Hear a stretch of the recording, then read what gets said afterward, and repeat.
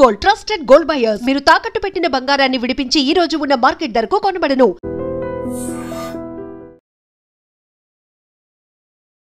నమస్కారం, welcome to I dream. నేను మీ సంగీత. కర్ణాటకలోని విజయపూర్ జిల్లాలో ఒక దారుణమైన సంఘటన. అసలు అది నేను ఎలా చెప్పాలో కూడా అర్థం కావట్లేదు. బట్ మనం ఒకసారి తెలుసుకునే ప్రయత్నం చేద్దాము. డుండేష్ అనే ఒక వ్యక్తికి 3 ఆడపిల్లలు పుట్టారు. ఇక నాలుగో ఎవరైతే సంతానం ఉందో ఖచ్చితంగా కొడుకే పుట్టాలి అని చెప్పేసి ఆయన నిర్ణయించుకున్నాడు.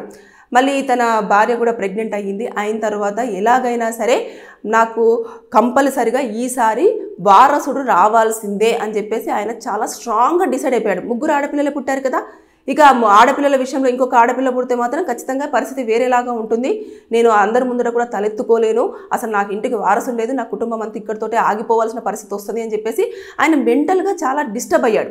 అయిన తర్వాత ఏం చేశాడు, హాస్పిటల్స్ అందరి దగ్గరికి వెళ్ళేసి అసలు నాకు కొడుకు పుడుతున్నాడా కూతురు పుడుతున్నాడా అని చెప్పేసి చెక్ చేసి చెప్పండి అంటే ఏ డాక్టర్ కూడా అతనికి సహకరించలేదు.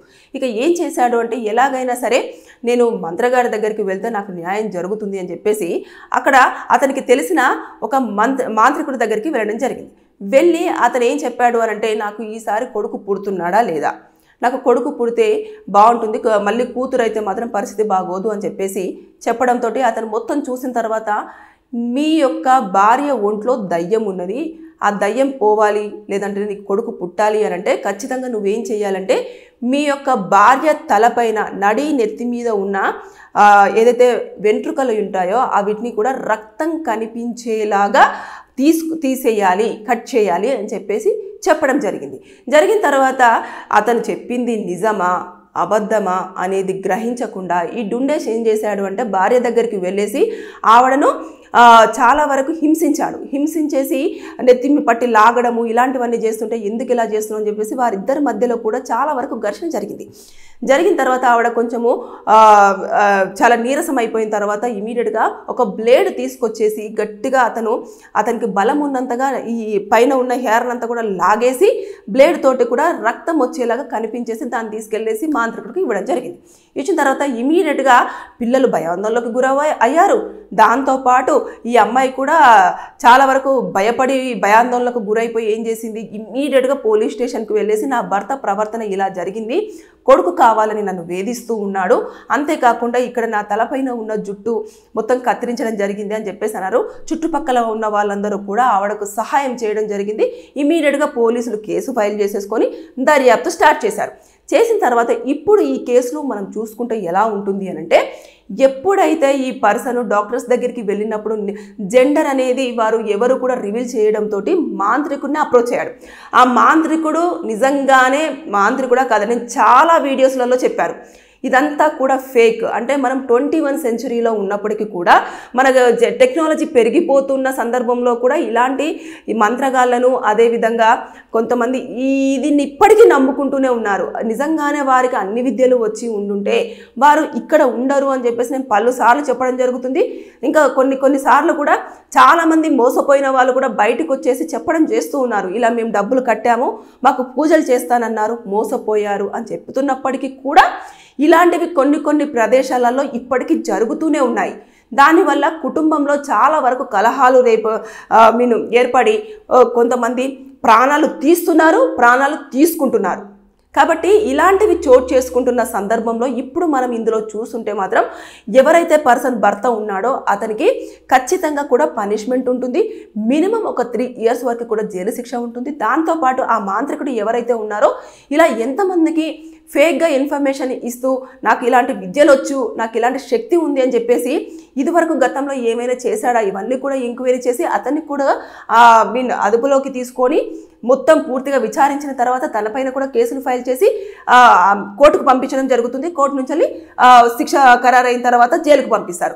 ఇతను కూడా దాదాపుగా ఒక 5 సంవత్సరాల వరకు కూడా జైలు శిక్ష విధించే అవకాశాలు ఉంటాయి. అతను చేసిన దాన్ని బట్టేసి ఇంకా ఏమైనా మొత్తం ఇంట్రాగేషన్లో ఏమైనా జరిగినా లేకపోతే ఏమైనా ప్రాణాలు తీసినట్టుగా కానీ తెలిసినా లేదు అంటే ఏమైనా బళ్ళు ఇలాంటి ఈ మధ్యకాలంలో ఇస్తున్నారు కదా అలాంటివైనా లేదంటే ఎమోషనల్గా క్యాష్ చేసి వాళ్ళందరినీ కూడా ఇంకొక వేలోకి దింపినా లేదంటే ఎవరైనా మహిళను వాడుకున్నా ఇలాంటివన్నీ కూడా ఇప్పుడు పూర్తి స్థాయిలో అతని దగ్గరికి వచ్చిన ప్రతి ఒక్క ఎవరైతే భక్తులు ఉంటారో భక్తుల రూపంలో వస్తూ ఉంటారు కదా న్యాయంగా, అంటే మాకు ఇలా జరుగుతుంది, ఇలా జరగాలి అని చెప్పేసి ఆయన వేడుకుంటూ వచ్చే వాళ్ళందరి కాళ్ళు ఇప్పుడు మొత్తం తీసిన తర్వాత మీరు ఏ పూజ కోసం రావడం జరిగింది, ఆయన ఎన్ని డబ్బులు తీసుకున్నాడు, లేదంటే ఏమని చెప్పినప్పుడు మీకు ఏమి జరిగింది, ఇవన్నీ కూడా ఎవరైతే అతన్ని వెళ్ళి కలిశారో ఆ మాంత్రికుడిని అందరినీ కూడా ఎంక్వైరీ చేస్తారు. ఈ కేసులో చాలా వరకు స్టేట్మెంట్స్ కలెక్ట్ చేస్తారు అన్నట్టు. చేసిన తర్వాత అప్పుడు నిజంగానే ఎలాంటి పరిస్థితులు చోటు చేసుకున్నాయి, ఏం జరిగింది అనేది పూర్తి స్థాయిలో వచ్చిన తర్వాత వారికి శిక్ష అనేది ఖరారు చేయడం జరుగుతుంది.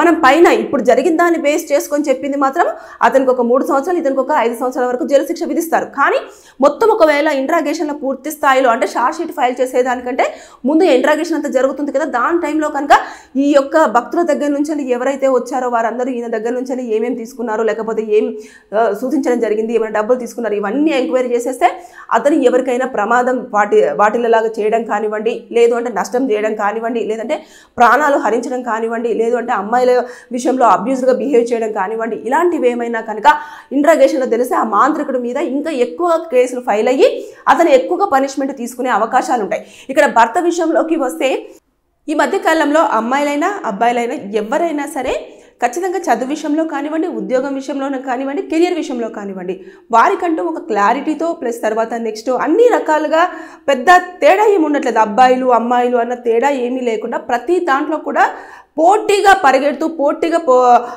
ప్రతి దాంట్లో పార్టిసిపేట్ చేస్తున్నప్పటికీ ఇప్పటికీ కూడా ఇంకా ఇలాంటివి కొన్ని చిన్న ఏదైతే ఉంటే చిన్న చిన్న గ్రామాలు కానివ్వండి, ఊర్లు కానివ్వండి, అలాంటి ప్రాంతాలలో ఇప్పటికీ ఇలాంటివి వారసుల కోసం కుటుంబాలను విచ్ఛిన్నం చేస్తున్న సందర్భాలు ఇప్పటికీ చోటు చేసుకుంటూనే ఉన్నాయి.